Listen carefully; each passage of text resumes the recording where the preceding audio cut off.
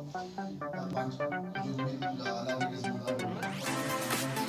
ये अपने पास डॉक्यूमेंट्स आ जाते हैं, हम इसको पीएम मॉडल करने के बाद फॉर्मेलिटी सबमिट करके यहाँ पे दे दें और हम पूरी उनकी पेंशन जो है पीएम मॉडल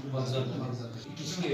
एज के हिसाब से कितनी चाहिए? ये हमारे पास पूरे डिस्ट्रिक्ट जो है ना 13 की आपका बयान का ये बताइएगा। हमारे डिपार्टमेंट सोशल वेलफेयर से जो लोग सेंट्रली स्पॉन्सर्ड स्कीम के तहत पेंशन ले रहे हैं, आज के इस अब मीडिया की माध्यम से मैं उन लोगों से ये गुजारिश करता हूं कि वो अपनी वेरिफिकेशन आके हमारे तहसील ऑफिस में करवाएं। इस स्कीम के तहत 3 कंपोनेंट्स हैं। एक नेशनल सोशल असिस्टेंट इस स्कीम का नाम है, टाइटल जो स्कीम का है, इसमें 3 कंपोनेंट हैं। एक में national old age pension scheme, एक नेशनल विडो पेंशन स्कीम और तीसरी नेशनल डिसेबिलिटी पेंशन स्कीम। इन तीनों कंपोनेंट की जो है वो वेरिफिकेशन चल रही है। इसमें हमने सरपंची हज़रात को, पंच हज़रात को और जो हमारे फील्ड फंक्शनरी हैं उनको इन्वॉल्व किया था, लेकिन बदकिस्मती की बात है कि हमारे 1339 केसेस के बीच में टोटल हमारे पास 508 केसेस की अभी तक वेरिफिकेशन आई है। मैं आपके माध्यम से उन लोगों से ये गुजारिश करूंगा कि जिन लोगों ने अपने फॉर्म उनकी कॉपी पे लिखा हुआ है कि किस स्कीम के तहत पेंशन ले रहे हैं,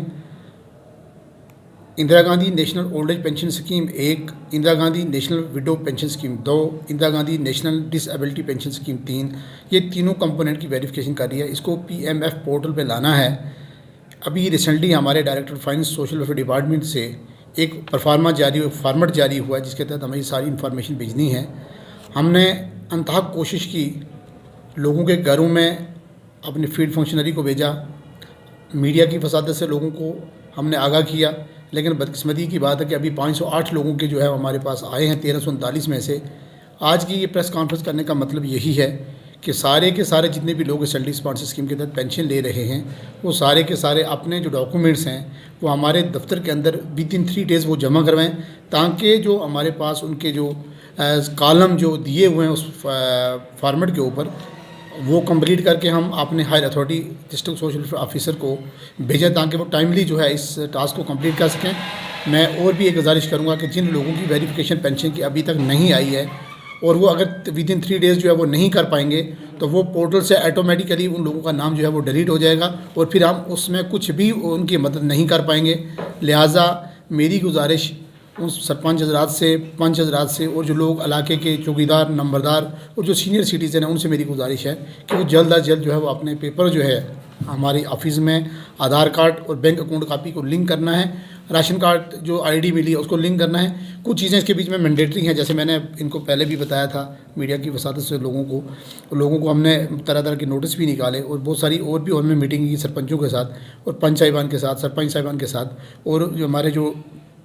बीडीसी चेयरपर्सन अशमी मगानी साहब, उनसे भी सारी की सारी चीज़ें डिस्कस हुई। लेकिन बदकिस्मती की बात है कि इतना स्लो प्रोसेस चल रहा है। मुझे नहीं लगता कि अगर ये 3 दिन के अंदर ये लोग अपने जो फार्मेट जो हैं वो अपना आधार कार्ड, बैंक अकाउंट कापी और अपना राशन कार्ड जो है वो अगर जमा नहीं करवाएंगे तो लगता है कि ये लोग जो है पेंशन से महरूम हो जाएंगे और फिर हमारे लिए एक बदकिस्मती का और जो है वो तूफ़ान आ जाएगा, फिर हम लोगों को कुछ जो है वो नहीं दे पाएंगे। लिहाजा मेरी आज इस मीडिया की वसादत से, आप लोगों की वजह से यही गुजारिश है और इसी के ऊपर जो है वो आज मैंने बाकी चैनल्स जो आए थे उनसे भी यही बात की, इलेक्ट्रॉनिक एंड प्रिंट मीडिया से भी और इलेक्ट्रॉनिक मीडिया से भी। तो आज के माध्यम से मैं यही गुजारिश करूंगा कि अपने सरपंच साहिबान जिस इलाके में हैं, पंच साहिबान हैं, वो फौरी अपने इलाके में जो पेंशन लेने वाले हजरात हैं जो सेंट्रली स्पॉन्सर्ड स्कीम से पेंशन ले रहे हैं, वो अपने अपने डॉक्यूमेंट्स हमारे ऑफिस में विदिन 3 डेज़ जमा करवाएं, वरना उनकी पेंशन जो है वो कट जाएगी और हम कुछ नहीं कर पाएंगे। मज़ीद एक मेरी और गुजारिश है, यहाँ हमारे पास मोटराइज ट्राईसाइकिल के 197 फार्म मंडी तहसील के हैं, जिसमें अभी रिसेंटली हाल में मुझे बड़े अफसोस से कहना पड़ता है कि ऐसा कोई मामला नहीं है। बहुत सारे लोग जो हैं वो जाके दफ्तरों में शिकायत करते हैं कि फ़लाँ जी फ़लाँ आदमी ने हमसे पैसे लिए, फ़लाँ ने ये किया, फ़लाँ ने वो किया। हम इसी चीज़ों को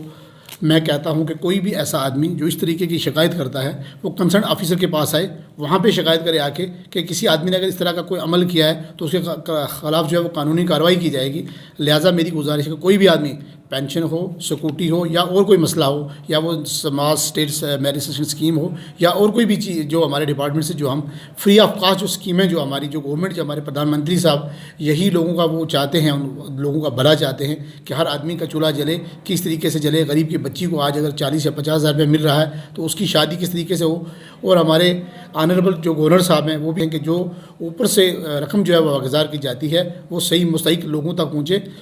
तो मैं उनसे वो सारे के सारे लोग लाभ उठाएं, फ़ायदा उठाएं, लेकिन खुदारा मेरी गुजारिश है कि वो किसी को कोई आपको कोई झांसा दे कि फ़लाँ दफ्तर में ये उसकी फ़ीस है, फ़लाँ दफ्तर में ये है, कुछ इस तरह की कोई भी स्कीम नहीं है। हाँ, अलबत्ता सिक्योरिटी जो हमारी national foundation of criminal harmony जो हमारी आती है state executive director state rehabilitation council से, उसमें 11,000 कुछ 400 कुछ जो है उसकी फ़ी है, वो उनको जमा करानी है आरसी के लिए। पहले वो होता था कि बेनिफिशियरी खुद जमा करवाता था, लेकिन इस बार वो इन एडवांस ड्राफ्ट जो है वो जमा करवाया जाता है। इस तरह बहुत सारे लोग हैं जो जाके डॉक्टर ऑफिस में हमारे खिलाफ शिकायतें करते हैं, जनाब उन्होंने वो बेनिफिशियरी खुद कटवा सकता है, वो हमारे ऑफिस में जमा करवाने की भी कोई ज़रूरत नहीं है। अगर आप मुझे इतने पैसे दो तो उसके खिलाफ कड़ी से कड़ी जो है वो कार्रवाई की जाएगी। मैं जो 2014-15 में सर्वे हुआ था उसके बीच में जितनी भी लड़कियाँ एलिजिबल इंटाइटल थी जिनको हमने उसमें भेजा, जिन बच्चियों की शादी होने वाली थी उन्होंने फार्म भर के हमें दिए, हमने वो सारे के सारे केसेस भेज दिए। अब बदकिस्मती की बात है कि जिस वक्त ये सर्वे एजेंसी ने जो सर्वे किया था उस वक्त आंगनवाड़ी वर्कर का एक अपना हल्का है, पोर्शन है, वो उसी पोर्शन के जो एरिया है उसी पोर्शन में आपने आंगनवाड़ी हेलमेट जो है उसी का उसने सर्वे किया और बहुत सारी बच्चियाँ जो है वो रह गई हैं। उसका हमने बाद में 2016-17 में फिर दोबारा सर्वे करवाया है। वो सर्वे हमने ऊपर अपने फाइनल एडमिनिस्ट्रेटिव डिपार्टमेंट को भेजा हुआ है, वो अप्रूवल होने के लिए भेजा हुआ है। जैसा ही वहाँ से अप्रूव हो गया आता है तो जो बच्चियाँ लेफ्ट आउट है वो भी इंक्लूड की जाएंगी। और अभी जो और बच्चियाँ इस तरह की और भी रह गई हैं तो इंशाल्लाह हम अपने डिपार्टमेंट से ये मसला टेकअप करेंगे। जैसा भी होगा तो इंशाल्लाह उन बच्चियों को भी पूरी की पूरी रकम जो है वो इंशाल्लाह मुस्तहिक को सबको मिलेगी वो।